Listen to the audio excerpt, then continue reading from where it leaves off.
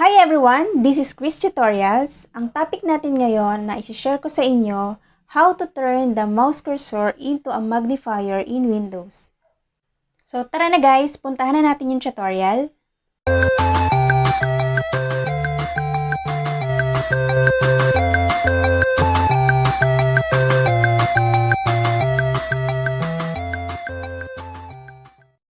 Hanapin nyo lang dito yung pointing magnifier 2.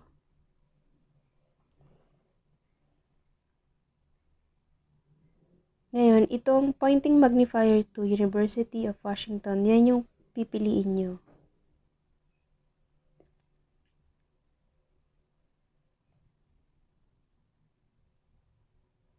Para ma-download nyo, pwede kahit alin dito sa dalawa na to, Windows installer or zip file, pwede alin dyan kung ano yung gusto nyong gamitin.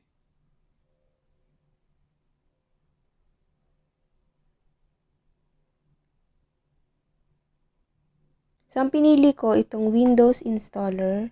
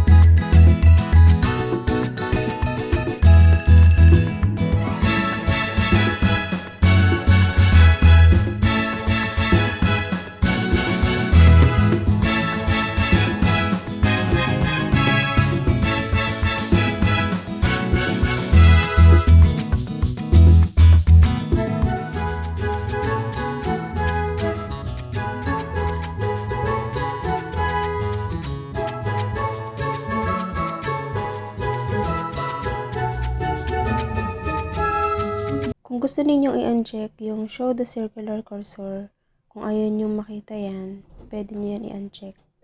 So, dito naman sa cursor options, pwede nyong increase or decrease itong mga to.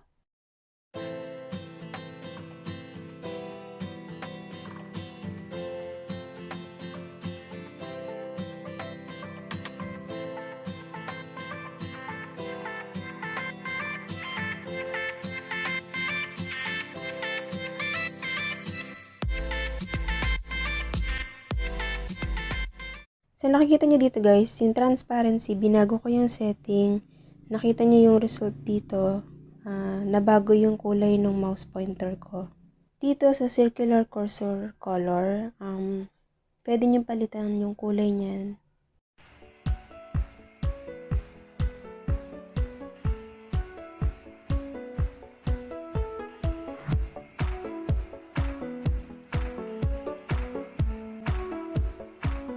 So, dito sa crosshairs draw style, pwede nyo palitan yung setting niyan kapag ayan, nakikita nyo yung may plus sign. Ayan, pwede mong gawing white. Makikita nyo naman yung result. Dito sa when magnifying the cursor, nakikita ninyo meron akong ipa-focus na isang area. Yun lang yung mamamagnify niya.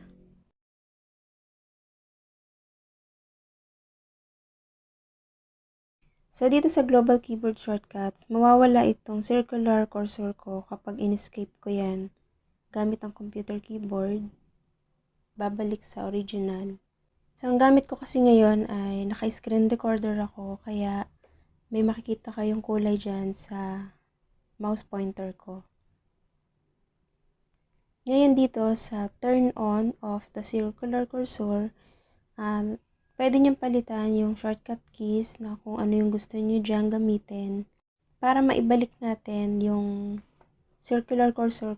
Kung ano yung ginamit niyo dyan na shortcut key, yun lang yung gamitin ninyo, babalik na yan sa dati o kung ano yung ginamit ninyo. Ang ginamit ko dyan, shift key.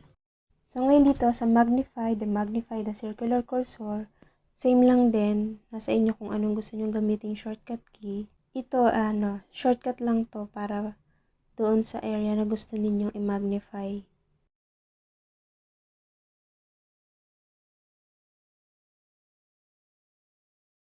So, dito sa suppress the cursor, lens while held, kung ano yung gusto ninyong gamitin na shortcut key, sa akin ang ginamit ko, enter. So, dito guys, makikita ninyo yung mouse pointer ko. I-hold nyo lang yan kung gusto ninyong tanggalin sandali. Ayan, nakikita ninyo, pink yung mouse cursor ko or yung mouse pointer ko. Pero naka-hold lang yung enter key ko dyan sa keyboard ko. Ayan. Pag binitawan ko, syempre, babalik ulit sa dati. So, dito naman guys, show the settings window. Ito yan, yung windows na yan, ito yung nakikita ninyo. Kung gusto ninyong mag-appear yan dyan. So, kung gusto ninyong ibalik yung settings window, pindutin nyo lang kung ano yung shortcut key na ginamit ninyo. So, dito guys, sa hide window, pwede nyo naman siyang i-hide na lang. Pero, nandyan pa rin yan. Pero, active pa rin yung, settings window niya.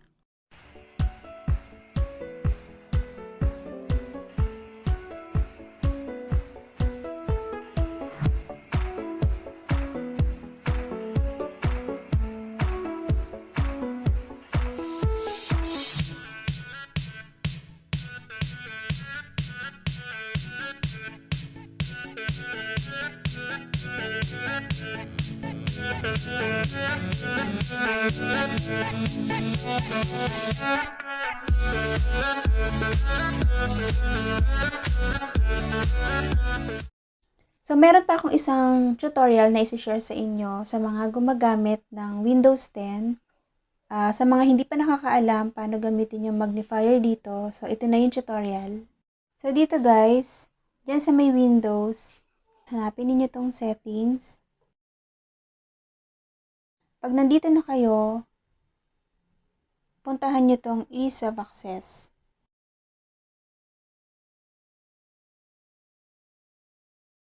So, dito sa gilid, magnifier.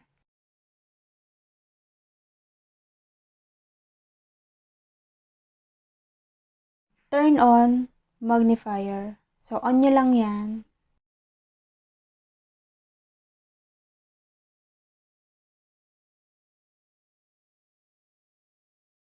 Ayan, lalabas na to. So, puntahan natin tong.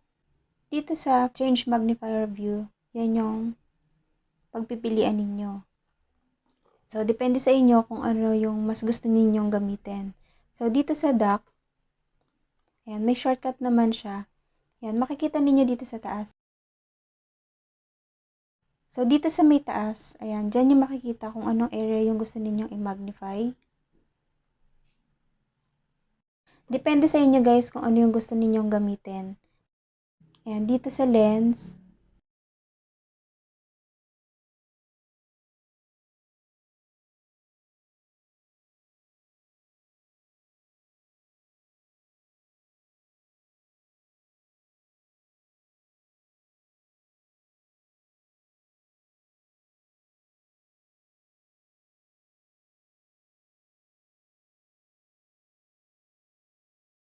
change zoom level para mas mabasa nyo.